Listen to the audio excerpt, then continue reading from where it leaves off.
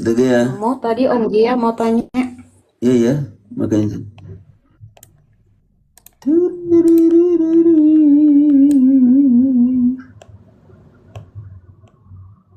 Over yang lain dulu kalau Om Dege belum bisa. Halo yang lain. Saya lagi. Oke, nih, aduh, ini patung pula. Kristi apa ini? Kristi sequence apa nih? Halo? Iya, selamat malam. Ya, Katolik ya? Iya, iya. Oke, silakan apa yang mau disampaikan ke Romo? Jadi kayak gini, Pastor. Saya sebenarnya tentang menyangkut Maria diangkat ke surga, Pastor. Jadi kan itu kan dasar biblisnya siapa yang melihat dia diangkat ke surga tidak ada, Pastor. Jadi itu kan hanya sebuah dogma. Sungguh Jadi benar bahwa pertanyaan saya, tidak ada dasar gimana? Kristen. Tidak ada dasar biblis. Tidak ada dasar biblis yang mengatakan bahwasanya Maria itu diangkat ke surga, Pastor. Jadi saya ingin bertanya, Ya, pertanyaan bagaimana saya. cara kita Engkau tahu tidak ada dasar biblis? Serius? Engkau tahu dari siapa bahwa tidak ada dasar biblis?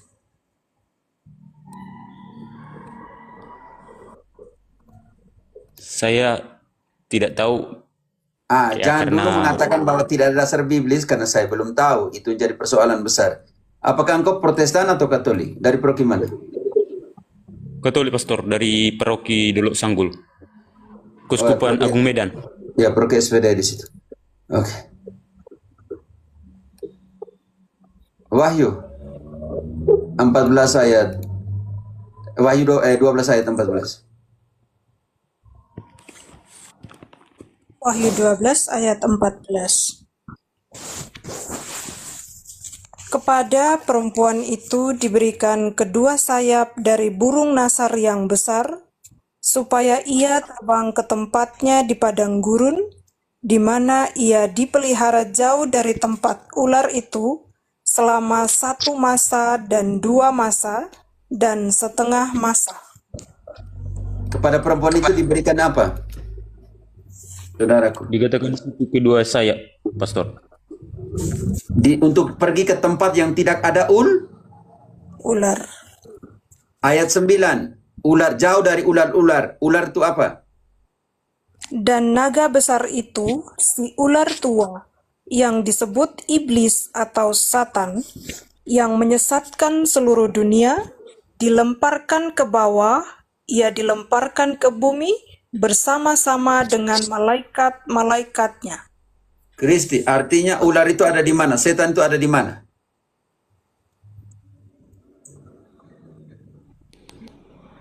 Di bumi ini, Pastor, mungkin.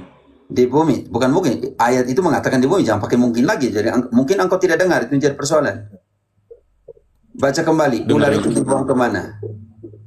Ini kita sepakat sesuai dengan kitab suci. Kalau tidak sesuai kitab suci ini bagaimana? Engkau dengar baik-baiklah.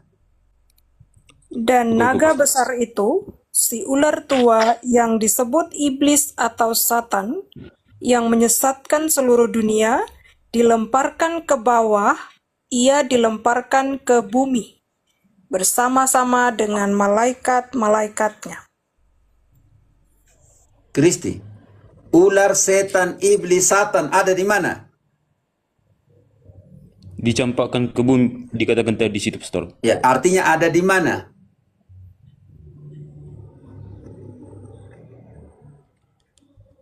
Ya ada di bumi, bukan. Makanya kalau saya tanya tempat, jangan kau bilang kata kerja yang kau jawab. Kalau begitu ular, Satan, iblis ada di mana? Tapi lebih jelasnya tadi dikatakan di situ dicampakkan ke bumi, Pastor, nggak ada tempat. Iya, artinya mereka ada di mana? Saya tidak tanya diapakan mereka. Saya tanya kalau begitu mereka ada di mana iblis ini? Mungkin di luar bumi, Pastor. Di bumi. Engkau ini bukan Katolik lah. Baca ulang ayat itu tuh ya. Dan naga besar itu, si ular tua, yang disebut iblis atau Satan, yang menyesatkan seluruh dunia, dilemparkan ke bawah. Ia Ratu, lempar, jangan lempar. Dia pikir bukan lempar. Lempar, jangan lempar. Lempar, baca ulang. Ia dilemparkan ke bawah, ia dilemparkan ke bumi, bersama-sama dengan malaikat-malaikatnya. Artinya setan ada di mana? Di bumi, Pastor, di bumi. Ya. Jangan pakai mungkin lagi, situ ayat sangat jelas bahwa dia dilemparkan di bumi, ya pasti ada di bumi. Sekarang ayat 14, perempuan itu diberikan kedua sayap dari burung nasar yang besar untuk pergi ke tempat jauh dari ular-ular. Artinya perempuan itu ada di bumi atau tidak? Kepada perempuan itu diberikan kedua sayap dari burung nasar yang besar, supaya ia terbang ke tempatnya di padang gurun, di mana ia dipelihara jauh dari tempat ular itu selama 1 masa dan 2 masa dan setengah masa. Logika. Kalau setan ada di bumi, ular itu ada di bumi. Dan di sini ayat mengatakan bahwa perempuan itu ke tempat yang jauh dari setan. Artinya tempat itu tidak ada setan. Di mana tempat yang tidak ada iblis? Kristi. Di mana tempat yang tidak ada iblis? Pastor. Ya? Tempat yang tidak ada iblis itu yaitu surga, Pastor. Ya perkara selesai. Dia pergi ke sana dan diberikan 2 sayap dari burung nasar yang besar. Tempat itu di mana? Ayat 6. Disiapkan oleh siapa tempat itu untuk perempuan itu? Perempuan itu lari ke padang gurun, di mana telah disediakan suatu tempat baginya oleh Allah, supaya ia dipelihara di situ 1260 hari lamanya. Oke. Dipelihara 1200, akhirnya tak terhingga numerologi. 1000 itu tak terhingga. Tapi tempat itu disiapkan oleh siapa, Kristi? Tempat untuk perempuan itu. Bukan disiapkan oleh manusia. Disiapkan oleh siapa tempat itu, Kristi? Disiapkan oleh Allah, Pastor. Kalau tempat yang disiapkan oleh Allah, kenapa kita yang manusia ini menyerang perempuan yang Allah sendiri menyiapkan tempat untuk dia? Yang Allah sendiri memberikan 2 sayap dari burung nazar untuk pergi ke tempat yang jauh dari setan-setan. Jangan bilang di situ padang gurun, tidak ada ular. Justru ular berbisa ada di padang gurun. Iya, betul, Pastor. Kalau engkau bilang tidak ada fundamentasi biblis, engkau ini Protestan. Oke? Iya, Pastor. Mungkin lebih banyak belajar lagi, Pastor. Terima kasih, Pastor. Tapi jangan, kalau engkau sering ke Protestan memang seperti ini hasilnya.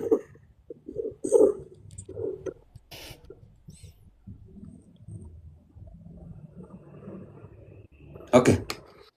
Kalau engkau bilang tidak ada pendasaran biblis, keliru ya.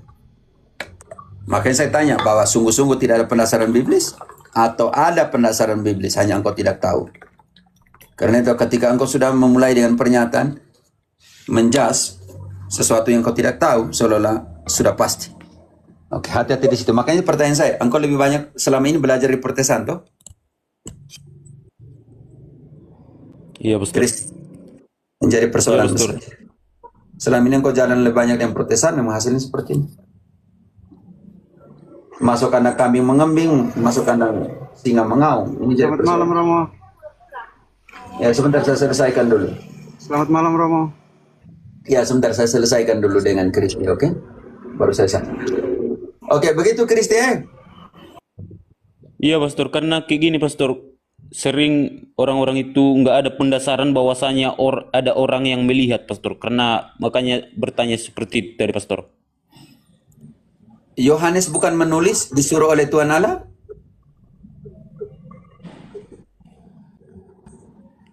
Engkau meragukan apa yang tuliskan oleh Yohanes dalam Wahyu? Tidak, Pastor. Kalau itu pertanyaan saya, untuk Protestan pendeta, harus ada saksi mata, toh? Kita ambil contoh, 2 Timotius 2 ayat 2. Tahu lihat. Engkau menekankan saksi mata, sekarang saya tanya engkau yang belajar Protestan, ada saksi mata atau tidak? 2 Oh, Timotius 2 2 ayat Timotius 2. 2 ayat 2. Apa yang telah engkau dengar daripadaku di depan banyak saksi, percayakanlah itu kepada orang-orang yang dapat dipercayai, yang juga cakap mengajar orang lain. Percayakanlah itu kepada orang lain. Tetapi di depan saksi. Pertanyaan saya, siapa saksi dari Protestan? Oke, setelah 1 jam baru muncul Adi. Naikkan Adi Bunga itu. Buka dia pun kamera. Saya melihat dia muka. Karena dia ancam ngeri sekali. Ya, Adi Bunga naik ya. Adi Bunga naik. Romo kalau dia akun privat cuma Romo yang bisa naikkan. Oh ya, saya naikkan deh. Privat dia ya? Privat, oke. Romo harus naikkan Mo. Oke, sip.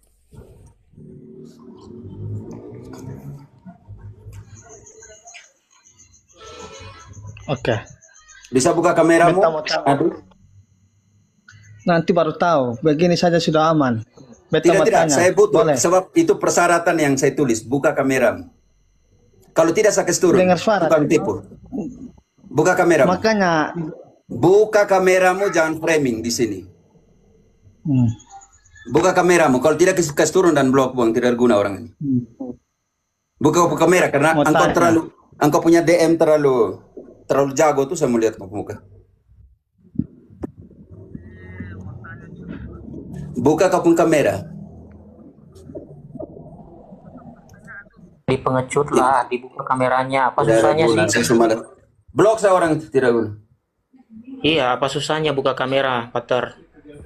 Iya kan? Itu persyaratan. Saya bilang kau buka kamera karena framing Iya. Romo Patris lah. Kita harus Romo kita di Patris. atas ini berani kok. Iya kan? Harus Romo Patris harus ini belajar etika lah. Orang-orang kurang ajar seperti ini tidak guna. Selamat malam Romo. Blok saya orang-orang tidak guna. Bilang berani. DM tuh seolah paling jago dalam dunia ini. Dalam hidup ini. Muka pengecut semua. Tidak Protestan lebih pintar lagi dan berani buka kamera kan?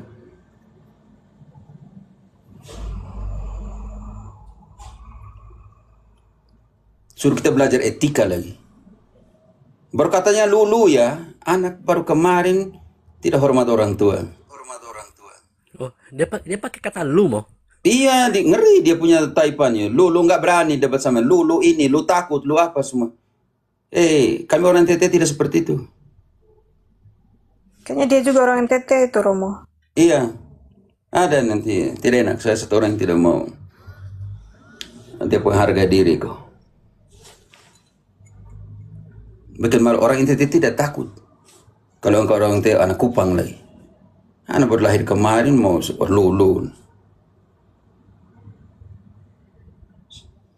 Lu takut lu, saya sudah tunggu nih. Saya bilang, engkau tahu tidak waktu Indonesia bagian barat dengan waktu Indonesia bagian tengah? Jangan kemalu orang NTT itu, lebih baik Mel Atok yang tidak takut. Buka dia pun kamera, daripada Efra Soro dengan Deki Ngadas yang omong di YouTube saya.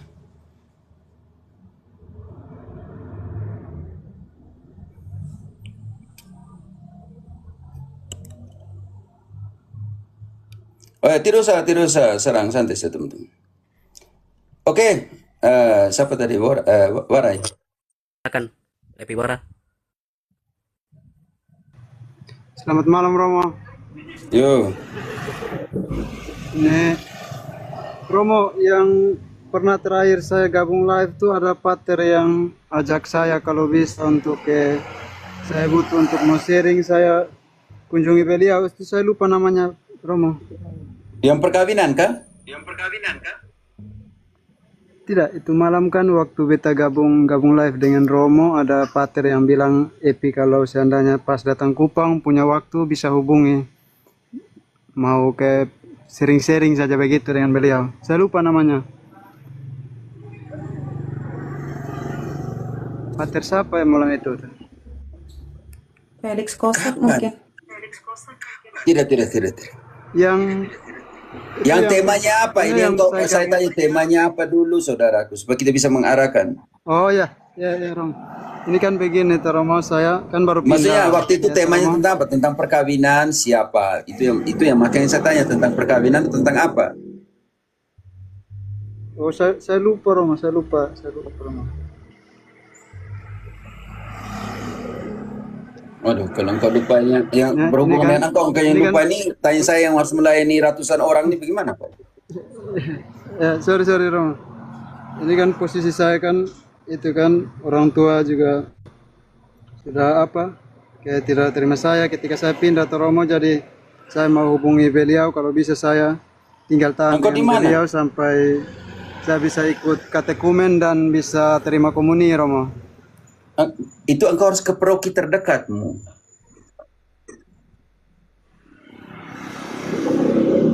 Engkau tinggal di mana, cari paroki terdekat tempat tinggalmu, oke? Ya, Oh rumah iya kami di Romo. Atambua, bagaimana nanti kalau dia di Masalahnya Kupang? ini Maksudnya, kalau katekumen saudaraku, engkau harus pergi ke paroki terdekat.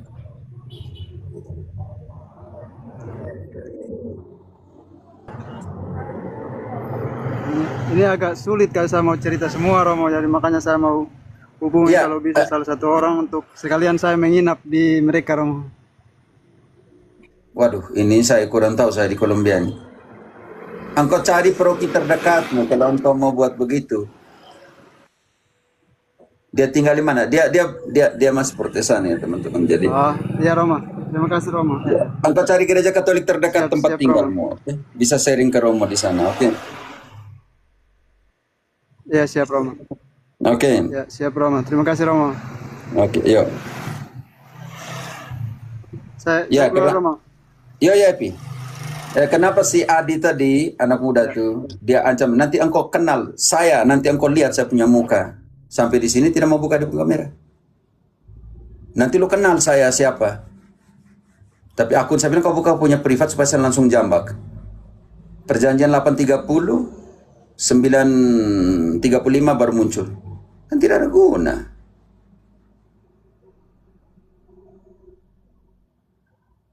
Dia tidak ada di sini juga buat apa? Oke.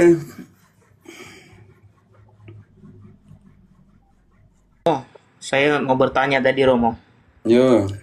Ya, mungkin pertanyaan saya ini juga saudara-saudara Katolik pasti bertanya karena ini terkait dengan orang yang meninggal Romo. Jadi gini, saya ini kan istri ini sudah hampir 23 hari meninggal ya. Hmm. Tapi saya itu tidak merasakan tanda-tanda apapun bahwa dia datang begitu Romo, atau dia memberitahukan dalam mimpi bahwa dia sudah selamat dalam tanda petik, atau dia sudah tenang dalam tanda petik. Ini pandangan gereja Katolik tentang orang yang sudah berpulang itu seperti apa sih Romo? Apakah mereka bisa hadir dalam mimpi atau tanda-tanda tertentu, atau seperti apa Romo? Saya sampai sekarang ini saya pengen sekali penasaran gitu. Maksudnya saya pengen tahu dia sebahagia apa, kok tidak hadir di mimpi begitu. Apa yang dialami di sana begitu kira-kira Romo? Saya itu penasaran sekali. Ya, Nah, dia. mungkin Saya sudah ya jelaskan, engkau silakan sudah Romo. tanya minggu lalu, tapi saya jelaskan kembali. Yang mereka nantikan di sana tuh Kristus untuk memberikan mereka tubuh kemuliaan, bukan kita. Filipi 3 ayat 20. Mereka menantikan siapa, bukan menantikan kita.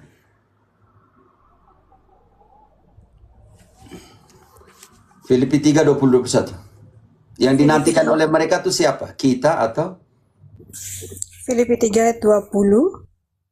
Karena kewargaan kita adalah di dalam surga, dan dari situ juga kita menantikan Tuhan Yesus Kristus sebagai juru selamat, yang akan mengubah tubuh kita yang hina ini sehingga serupa dengan tubuhnya yang mulia, menurut kuasanya yang dapat menaklukkan segala sesuatu kepada dirinya. Jadi artinya mereka menantikan tubuh kemuliaan dari Yesus. Bukan menantikan untuk bertemu dengan kita. Saya mengerti posisi posisi situasimu, kesedihanmu. Tetapi yang dinantikan mereka adalah diberikan tubuh kemuliaan. Ya, tugasmu berdoa untuk mereka. Berdoa untuk istrimu.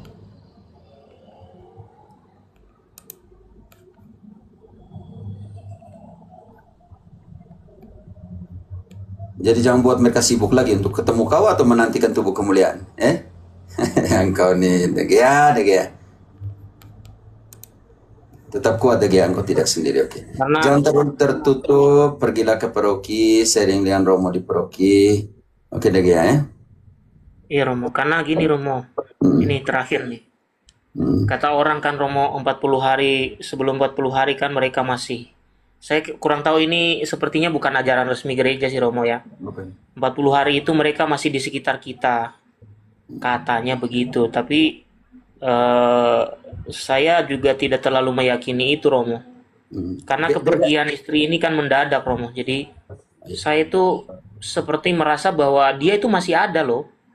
Dia belum pergi gitu. Begitu Romo. Terima kasih, itu bagian terakhir. Beda 40 hari mereka punya dengan Yesus punya. Bantu dulu Kisah 1 ayat ketiga selanjutnya.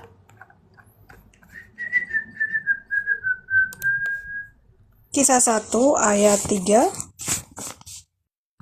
Kepada mereka ia menunjukkan dirinya setelah penderitaannya selesai, dan dengan banyak tanda ia membuktikan bahwa ia hidup. Sebab selama 40 hari ia berulang-ulang menampakkan diri dan berbicara kepada mereka tentang kerajaan Allah. Pada suatu hari, Cukup. Degea, jadi Yesus 40 hari itu untuk berbicara kepada para rasul. Pesan-pesannya tentang kerajaan Allah. Sedangkan yang kita ini, yang manusia ini, berjuang untuk menantikan diberikan tubuh kemuliaan oleh Kristus. Jadi supaya mereka dapat tubuh kemuliaan, 1 Yohanes 5 ayat 16, walaupun dipelentir oleh Efrasorus, hermeneutiknya ambil dari mana saya tidak mengerti.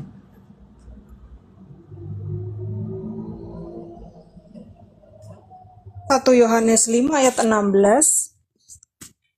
Kalau ada seorang melihat saudaranya berbuat dosa, yaitu dosa yang tidak mendatangkan maut, hendaklah ia berdoa kepada Allah, dan Dia akan memberikan hidup kepadanya, yaitu mereka yang berbuat dosa yang tidak mendatangkan maut. Ada dosa yang mendatangkan maut. Tentang itu tidak kukatakan bahwa ia harus berdoa. Oke, pertanyaan satu Degea, istrimu terima minyak suci? Belum beliau pergi 2 kali malahan Romo. 2 kali diberi perminyakan dan itu atas permintaannya dia. Oke. Yakobus 5 ayat ke-14. Kenapa kau cemas 2 kali minyak suci dan sebelum meninggal dia terima minyak suci di sini? Saya mengerti engkau perasaanmu lebih kepada perasaan manusiawi dalam situasi ini.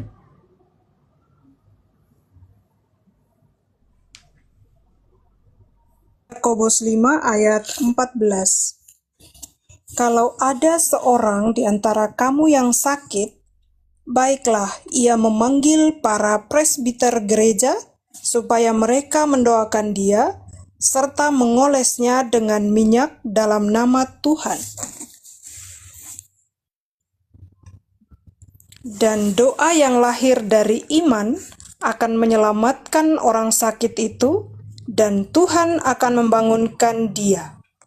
Dan jika ia telah berbuat dosa, maka dosanya itu akan diampuni. Jika dia berbuat dosa, dosanya akan diampuni. Jadi jangan kau paksa istrimu keluar dari sana lagi. Sekarang engkau harus berjuang bagaimana menghidupi semua kesedihanmu, kesepianmu, perkabunganmu untuk semua situasi yang kau hadapi, oke? Begitu. Terima kasih, Romo. Yuk. Ya, ya Romo, terima kasih. Kalau tidak nanti engkau tidak percaya dia ada di sana. Kalau Masih penasaran sih, Romo. kalau sudah di Penasaran sana, sih, Romo. ya. Karena itu ingat bahwa 40 harinya Yesus itu berbeda dengan kita punya, oke? Karena ketika kita mati kita langsung menghadap tahta pengadilan Allah, penghakiman pribadi, tidak tunggu lagi. Oke? Saya mengerti karena terlalu cepat bagi engkau. 2 Korintus, engkau tahu bahwa 2 Korintus 5 ayat 10 bahwa setiap orang harus menghadap tahta pengadilan Allah.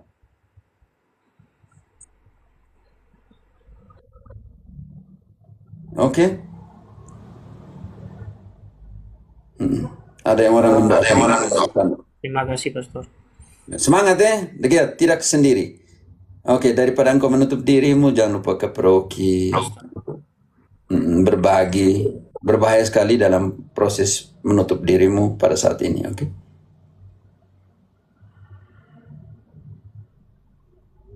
Semangat, tidak ada jalan yang terlalu jauh dan salib yang terlalu berat jika semuanya dipikul dengan cinta yang paling tulus.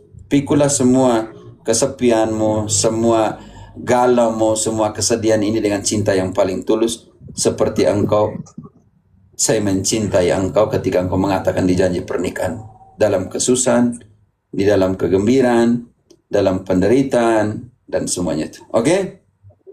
Sejarah susah, sejarah sulit, tetapi ingat bahwa engkau tidak sendiri. Tuhan selalu undang, datanglah kepadaku kalian semua yang lemah letih dan berbeban berat, maka aku akan meneguhkan, menguatkan.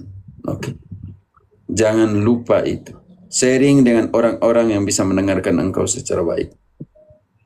Ya, Pastor. Terima kasih, Pastor. Yuk. DGA semangat ya, DGA. Kuat. Baik, Pastor. Engkau sendiri di rumah. Ada adik, Pastor. Oke. Ada adik datang.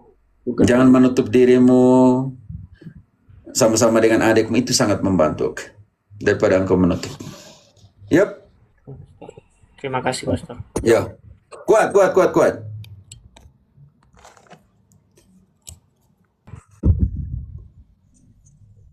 Kesulitan saya terbesar itu karena saya selalu membawa perasaan untuk kalau nasihat tentang kematian. Saya satu orang yang paling susah untuk itu.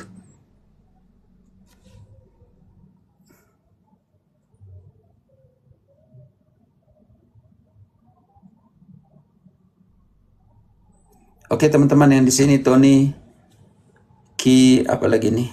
Kami. Salve malam Romo. Yo. Romo, saya Siapa duluan ini? Romo. Ya, silakan. Moderator, siapa yang duluan nih? Silakan. Sudah buka Tony. Ya, lanjut Paman Tony.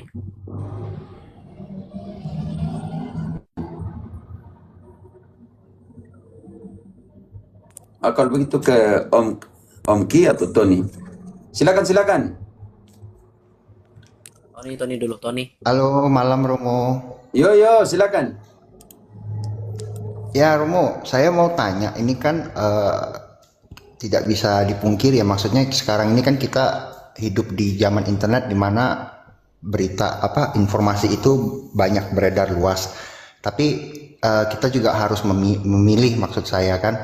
Nah, ada yang mau saya tanyakan Romo soal masalah pandangan gereja mula-mula yang awalnya mengatakan percaya, kalau yang ini yang saya dapat di internet ya, awalnya itu bumi sebagai pusat tata surya, tetapi dengan adanya dari Galileo ini dia mengatakan bahwa mataharilah pusatnya. Nah, framing yang sering saya dengar itu Romo adalah Galileo itu dihukum gereja dan maksudnya dibunuh gitu. Nah, kenapa selama ini saya nggak mau bertanya ke teman-teman apologet, karena saya ingin langsung mendengar dari Romo, karena Romo kan lebih dekat ke gereja.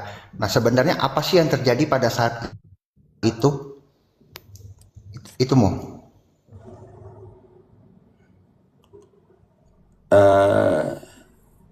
Pertanyaan saya, apakah engkau percaya bahwa Galileo dibunuh oleh gereja? Saya tidak percaya, Mo.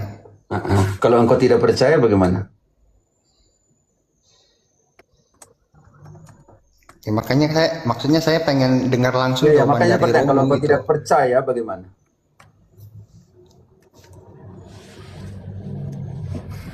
Engkau pernah baca Tahu semua juga sih, tentang Mo. Saya Galileo juga bingung. Galilea? Tidak, Romo. Makanya pertanyaan saya, kalau kau tidak percaya bahwa gereja membunuh Galilea, maka pertanyaan saya, siapakah yang melakukannya itu kepada Galileo Galilea? Tidak tahu, Mo. Proses hukumnya seperti apa? Tidak tahu juga sih, Mo. Engkau tahu bahwa Galileo Galilea mengalami tahanan rumah? Kalau itu tahu, Mo. Engkau tahu bahwa Galileo Galilea mati karena umur? Kalau menurut sejarah benar, Mo.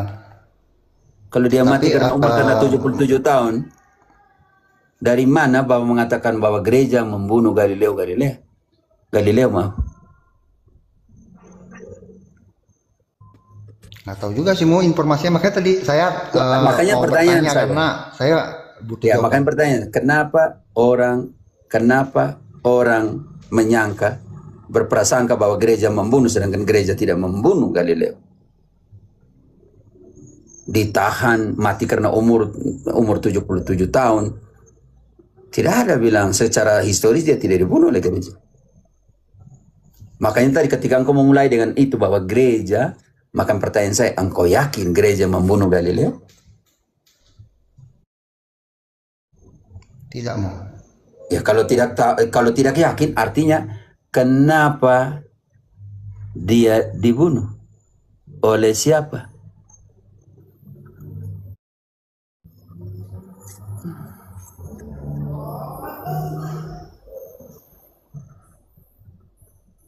Ya pertanyaan sudah dijelaskan. Pertanyaan sudah dijelaskan bahwa gereja tidak membunuh Galileo. Dia mati normal, umur 77 tahun. Makanya kalau pertanyaanmu adalah, benarkah gereja membunuh Galileo Galilea? Galileo mah tidak. Dia mati normal. Bahkan dia itu ilmuwan gereja, Pak Tony. Dia itu salah satu dari ilmuwan gereja. Jadi yang sebenarnya, saya boleh sambung, Romo? Ya, sambung aja. Tidak hanya kan saya mau kaitkan logika. Engkau harus tunjukkan bahwa gereja yang membunuh. Kalau dia mati normal, bagaimana gereja membunuh? Oke. Ya, tadi benar kata Romo. Jadi beliau itu tinggal di suatu tahanan rumah. Itu tahanan rumah bukan yang dibuat oleh gereja, tapi yang dibuat oleh negara. Itu yang harus diketahui dulu. Jadi begini, pada zaman dahulu itu, kalau dipandang orang tertentu itu membangkang terhadap suatu yang diyakini oleh suatu negara, atau yang diyakini oleh suatu gereja, ya terutama gereja Katolik, yang mengambil tindakan inkuisisi atau tahanan tadi, itu adalah negara. Karena dipandang itu membuat kerusuhan di masyarakat. Itu yang pertama. Yang kedua, tadi dikatakan bahwa ada keyakinan bahwa pusat tata surya itu bumi. Itu dikutip katanya menurut Aristoteles, bahwa pusat tata surya adalah bumi. Tetapi yang dipersoalkan gereja Katolik bukan itu sebenarnya. Tapi dia menafsirkan, tolong bantu saya untuk membuka Yosua 10, 12-13. Jadi gini, Galileo ini kan dia seorang ilmuwan gereja Katolik lagi, ya. Yang dipersoalkan oleh gereja Katolik ini adalah dia menafsir kitab suci. Karena dia bukan magisterium. Jadi dia cocokkan penemuannya dengan kitab suci yang ditafsirkan secara harafiah. Nah, sekarang kita baca Yosua 10, 12-13. Tolong dibaca dong. Ya. Lalu Yosua berbicara kepada Tuhan pada hari Tuhan menyerahkan orang Amori itu kepada orang Israel. Ia berkata di hadapan orang Israel, Matahari, berhentilah di atas Gibeon, dan engkau, bulan, di atas lembah Ayalon. Maka berhentilah matahari dan bulan pun tidak bergerak, sampai bangsa itu membalaskan dendamnya kepada musuhnya.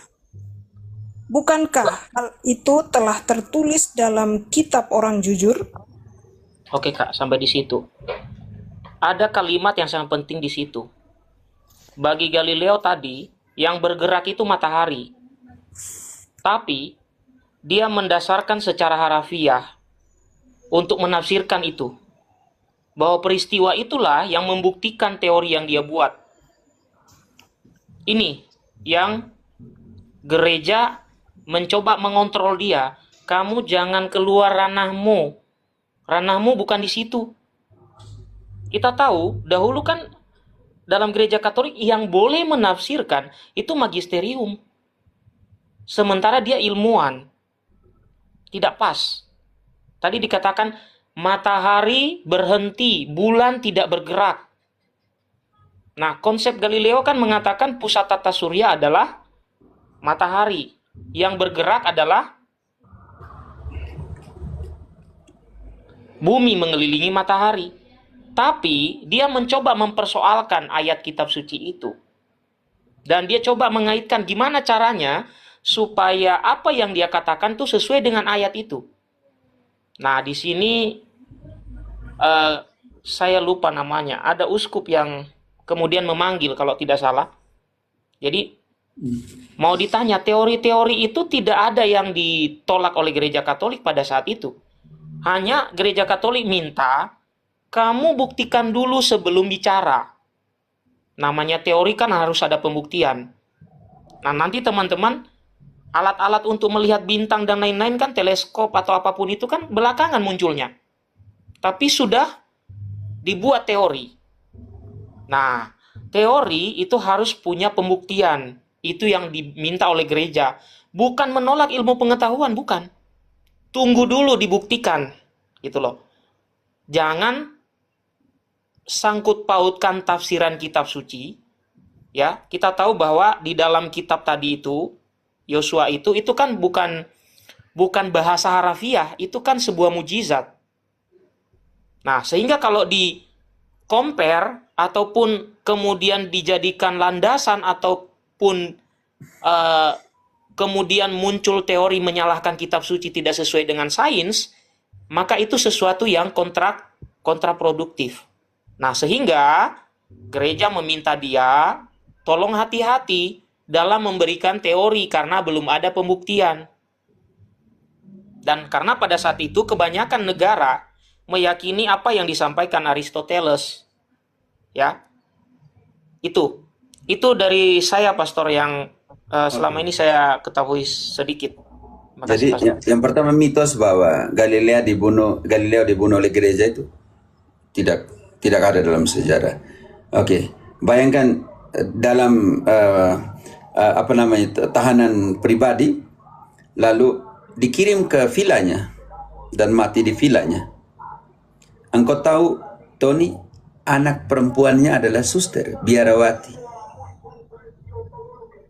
Nggak tahu. Baru makanya ini belajar sejarah, belajar sedikit. Nah, supaya kita mengerti. Makanya kan saya nanya Romo kan, takut bertanya, salah bertanya. Makanya tadi di awal-awal kan saya bilang kan, informasi yang di internet ini kan saya tidak bisa kita percaya sepenuhnya. Ya, karena itu saya bilang tadi, saya mempertegaskan pertanyaan. Yakinkan saya bahwa informasi itu benar bahwa Galileo dibunuh oleh gereja.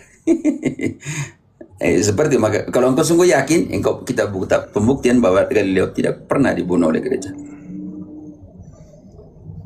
Seperti itu karena apa iya mau. Karena kan yang video yang saya lihat beredar itu kan seolah-olah mengatakan bahwa kita berhutang maaf kepada dia gitu loh. Makanya saya nanya. Berhutang maaf? Kalau dia adalah anggota gereja, dia mati normal, berhutang maaf gimana? eh, kalender, itu contohnya adalah kalender framing Gregorian, itu. contohnya ada hubungan dengan sistem solar dan semua, tidak ada masalah. Kalau seandainya memframing gereja seperti itu, maka Protestan jangan pakai kalender Gregorian. Semua yang memframing gereja buat itu terhadap inkisisi dan semuanya itu, jangan pakai kalender yang punya sistem solar juga, perhitungan dalam pengertian itu. Engkau bilang, Tony, engkau bilang gereja berutang maaf. Pertanyaan saya juga, gereja yang membunuh dia? Ya itu dia, mau saya nggak tahu kan, karena di Makanya tadi video setelah yang saya dijelaskan lihat itu, begitu. setelah dijelaskan itu, masihkah engkau tetap berpegang bahwa gereja berhutang maaf? Tidak mau. Ya, perkara selesai.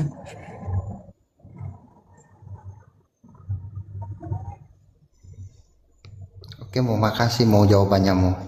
Yang kedua, kalau itu framing dari Potas, mereka pada saat itu tidak ada. Buat apa mereka framing, mereka belum ada. Kalau mereka itu ada, baik. Mereka tidak ada juga pada saat itu.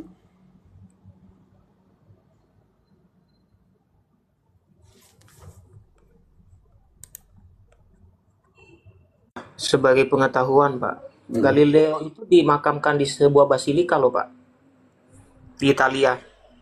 Tadi saya katakan dia ilmuwan gereja loh. Jadi segala keilmuan yang dia jalankan itu difasilitasi oleh gereja. Ilmu kepausan dia dimakamkan bukan di mana-mana, malah di salah satu basilika di Italia. Namanya Basilika Santa Croce, Italia. Nanti teman-teman silakan lihat.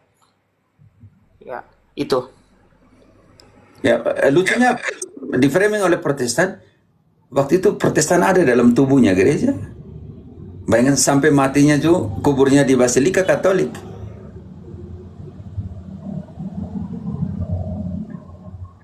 Begitu Om Tony. Karena itu apa yang dikatakan oleh Siap jawabannya. oleh Newman, Henry Newman bilang, belajarlah sejarah dan engkau tidak akan menjadi Protestan lagi.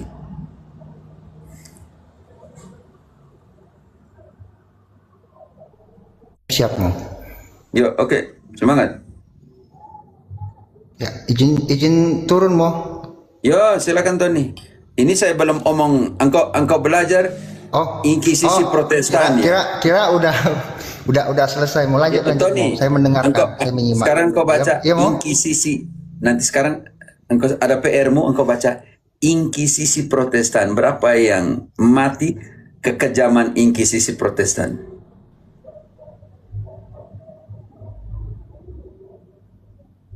Nanti engkau sebagai PR engkau maksudnya engkau buka saja inkisisi Protestan. Saya tidak mau tunjukkan data di sini nih. Saya tidak mau. Katolik tidak pernah menangis karena luka-luka lamanya yang ngeri inkisisi Protestan itu. Oke. Siapa dari antara pendeta Protestan, MYM, Deking Ngadas, Efrasoru, Mel Atok, Paul, siapakah itu? John, coba kamu sentuh sedikit. Inkisisi Protestan berapa yang dibunuh?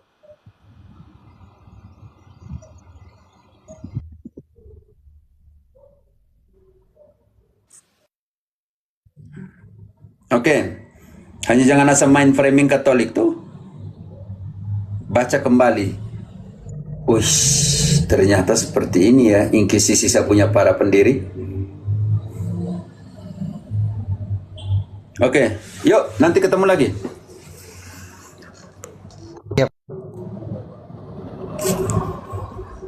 Di sini tadi